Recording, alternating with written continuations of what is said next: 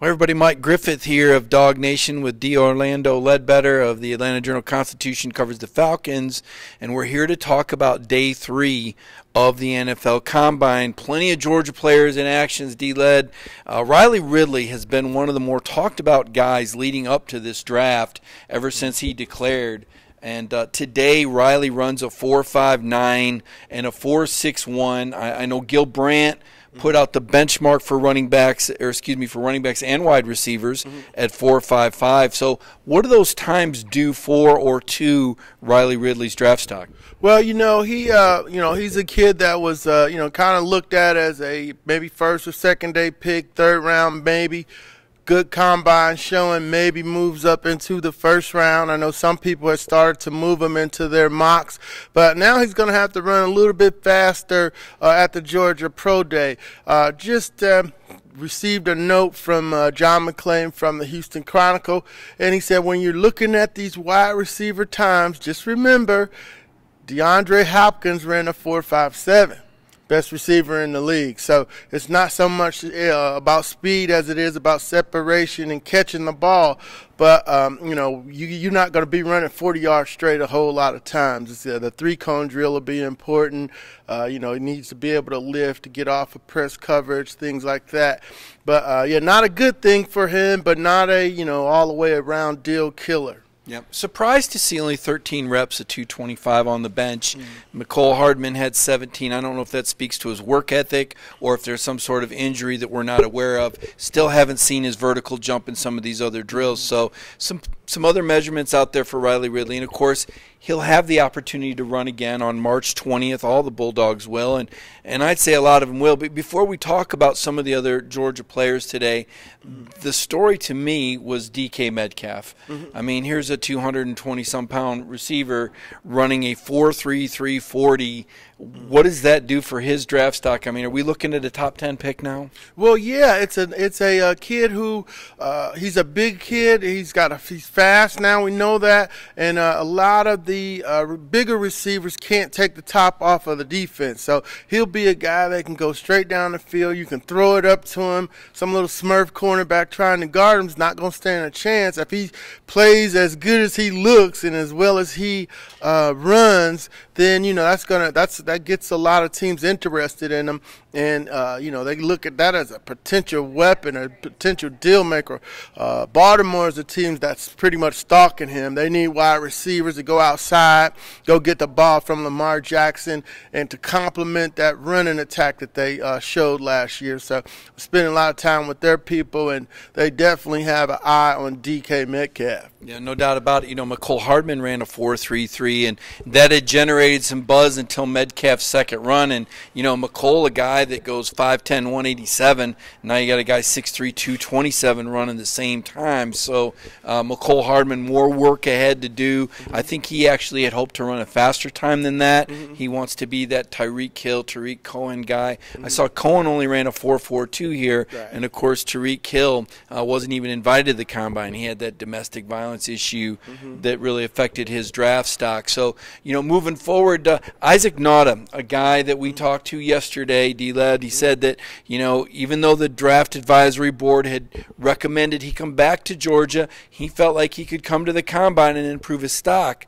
A 4.9 140, a 29-inch vertical jump, those aren't numbers that are going to jump off the board. Yeah, it looks like the advisory board knew what they were talking about. And just for kids down the road who are, thinking that maybe they don't like school, or maybe it's time to, move on. Maybe they need to listen to the professionals who are giving them advice about their football futures, and not to their agents who think they're going to make money off the kids as soon as they get out and get to that first contract. He's not ready to play in the NFL. They told him he wasn't ready to play in the NFL, and it showed here at the Combine. So, he might be looking at one of those undrafted free agent contracts when he could have been coming back and making himself a little better football player for his last year in Georgia. Maybe he proves us wrong, but it looks like it's headed that way right now. Yeah, he did okay on the bench press, 19 reps, but everything else for Isaac Nauta was at the bottom or near the bottom of the tight end chart. Now, he can run good routes, but the issue with the speed and the timing issues is that he's one of the smaller tight ends at 244 pounds. If you're going to be smaller, you got to be able to burn it up, and you got to show that athleticism and explosion. Isaac Nauta's got a lot of work to do between now and March 20th, or like you said, he may have cost himself a lot of draft stock by going pro. And look, I don't want to be critical here. You know, the Georgia weight staff, they put out all the videos about how hard these guys work. I don't doubt that. The Georgia guys have done well in the bench press, but in the speed drills, not what I expected to this point. Maybe the Georgia strength staff could help these guys a little bit more with their speed, or maybe they need to pick better speed and conditioning coaches leading up to the combine, because so far this has been a slow Georgia group relative to past groups that we've seen. Terry Godwin, a guy, look, Terry's only 184 pounds, a 4.55 40. Another guy that I wonder about, D-Led, dropped a ball today in the workout. Is there a chance he goes undrafted? Yeah, he's a late round guy. He was 6'7" guy that needed to come here and help himself, and not so he hasn't done that so far. But I was in the quarterback passing session today as part of our PFWA group. We get 30 spots to go in and watch the quarterbacks throw, and Nicole did catch the ball very, very well. Had a really nice catch on his post corner route. Went up over his head. Will Greer, I think, was throwing that one to him. Nicole or Terry? No, McCole. I jumped to McCole on you on purpose. All right, just want to make sure. I didn't get to see Terry's workout. He was in the second session, but I wanted to double back and let the viewers know about that session, and that he did catch the ball well too, in addition to running the good 40 time. But Terry, no buzz about him.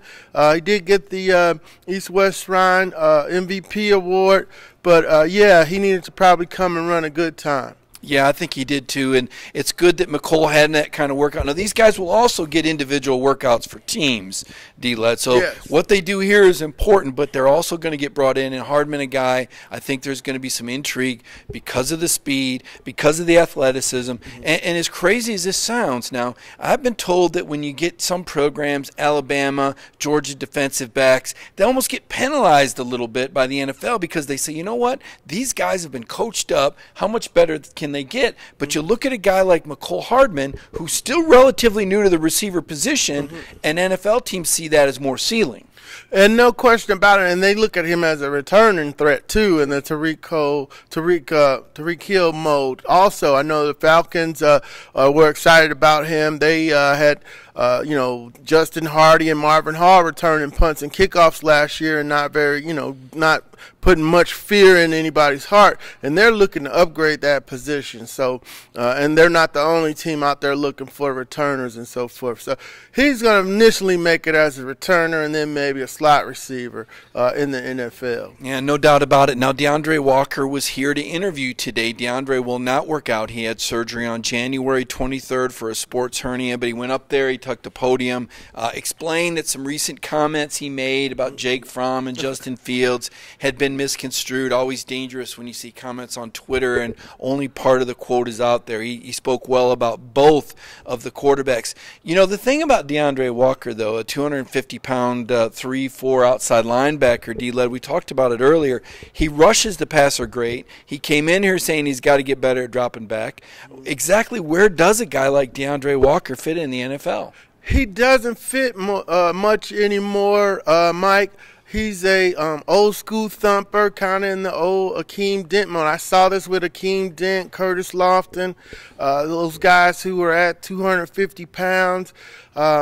Great for the run game, but can't cover in space. So, the linebacker prototype has changed in the NFL. And, I've watched it since my old days covering the Bengals with David Fulcher, when you had 240-pound safety back there just laying the wood on folks. So those guys are gone now. It's more of a smaller space game. So a 250-pound guy he's too big to play linebacker, and he's not big enough to play on the line. So some team might find something for him to do, short yardage type of thing. But, yeah, it's going to be real hard for him in the new NFL where you got to stop Alvin Kamara coming out of the backfield, Tyreek Hill, Tariq Cohen. Team spacing you out so bad, run these spread concepts that you saw in Cleveland and Kansas City and around the league. So, and then when Murray gets in wherever he's going to be, that's going to be a college spread offense, and a 250-pound guy doesn't have a spot right now. Right, and that could be why Deandre Walker in all his interviews keeps saying, hey, I can play inside linebacker too, although he hasn't to this point. Jonathan Ledbetter spoke today. Ledbetter, a classic defensive end. I thought it was interesting. Ledbetter spoke to us. We have some Georgia writers here. Rivals is here as well as Dog Nation. I think those are the only two Georgia sites here. But he was talking about how Dan Lanning, the new defensive coordinator, is going to call more blitzes, more pressures. He explained that Kirby Smart wanted more sacks towards the end of last season. I think we all saw Georgia was on the short end.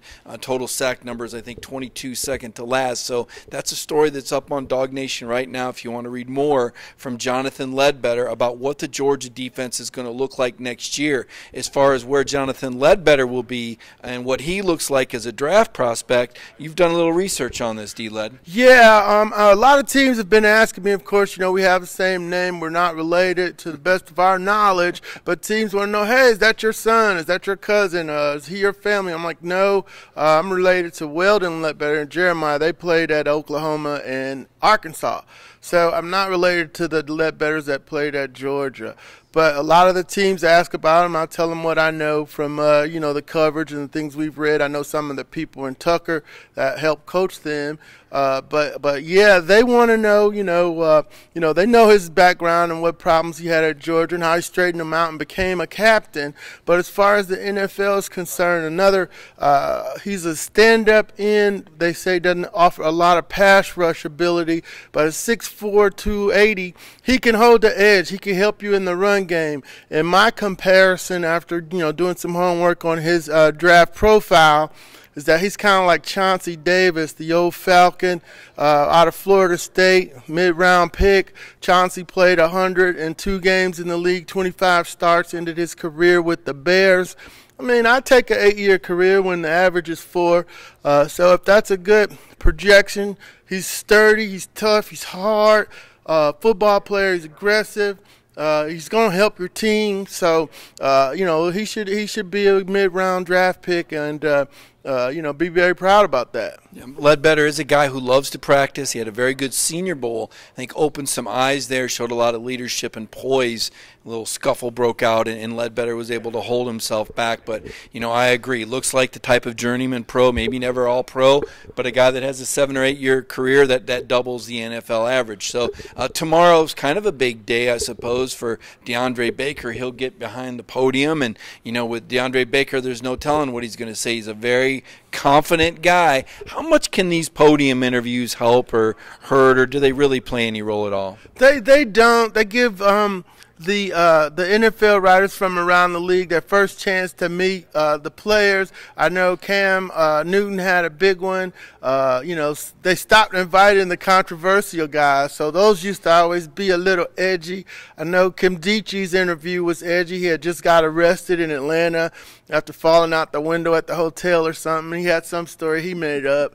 So those were like the fun interviews back when, we had to grill these kids about, hey, what are they asking you about this incident? So the last couple of years they stopped inviting the guys who have had problems. So the interviews they don't really help you, they don't really hurt you. It's a way for them to get to know the league, and for the readers around the league that follow the NFL to get to know these players better.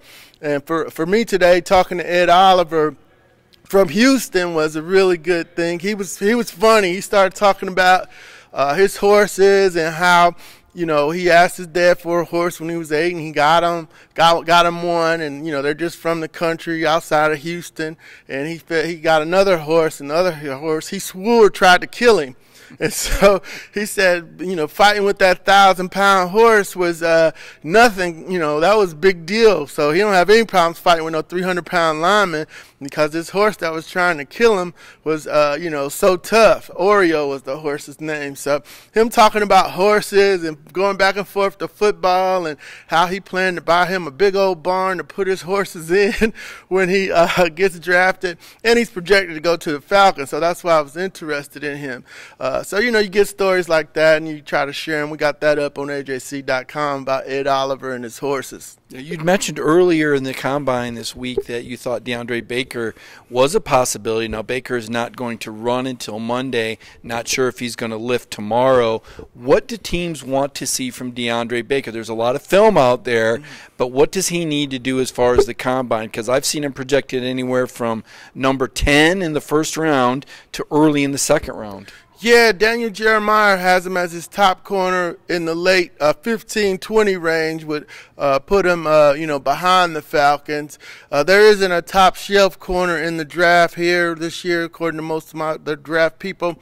Greedy Williams is they have problems with his inability to tackle or inability to get off blocks and go tackle. So DeAndre, I think he can move up with a good 3-cone drill and a good 40 time. He has to do the flip the hips drill. That's the big one for cornerbacks. They got to be able to change direction suddenly and stay on top of their receiver. You're going to get beat in the NFL, and you got to play through the catch. And the one ingredient that Daniel Jeremiah told me that the tough cornerbacks that that he's hit on in the years past, it's been because they've been tough. They've been the tough that had the ability to come up and hit. They had the ability to play through the catch. And the pretty boy ones that, don't play through the catch and don't come up and hit, those been the ones that he's been missing on in his draft analysis over the years. And they think Baker is tough. They've seen that on tape. And they think he could play through the catch and come back. And, you got to forget that play when you get beaten in the NFL and come back and play the next play. And so they're looking for that mentality out of Baker, and that'll help him out. But I don't think he, was going to move into the top 10, but he could move himself up into the mid part of the first round. As you mentioned, now teams able to spread the field, get guys isolated. Can a cornerback bring back a guy like an Alvin Kamara in the open field? Got to have more tackling, better tackling skills than ever in the secondary now with the way the league has spread the field out a little bit. I see there's some comments on here, some questions. I want to clear this up. Now, the way they work these 40 times, NFL.com puts them out on a preliminary basis. They don't really send out the officials till next week. Ridley today, his 240 times, 4.59 and 4.61. Nicole Hardman was at 4.33. Terry Godwin's best 40 was a 4.55. Isaac Nauta was at a 4.91. D-Led, before I let you go, I want you to let everybody know what your Twitter account is. They need to follow you to get the good information from here. Oh, I appreciate that, Mike. At DOrlandoAJC is the Twitter, and we'll tweet out mostly stories and links and, not too many jokes and so forth. Right. And, of course, you can follow me at Mike Griffith 32. We've got a lot of stories up on Dog Nation as well, so you're going to want to check dognation.com as well as AJC.com. Me and D-Led and myself, we will be back tomorrow. I hope everybody has a great Saturday night. I hope we don't get too much snow here. They say we might get 3 inches. So everybody have a great Saturday night, and we'll be back with you again tomorrow.